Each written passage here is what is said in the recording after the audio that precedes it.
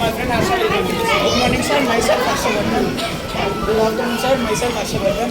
This water fountain helps the air to purify air and can provide a cooling effect. Now, my friend Aditya will explain the theory of the water fountain. Good afternoon, sir. Myself Aditya of 9th standard.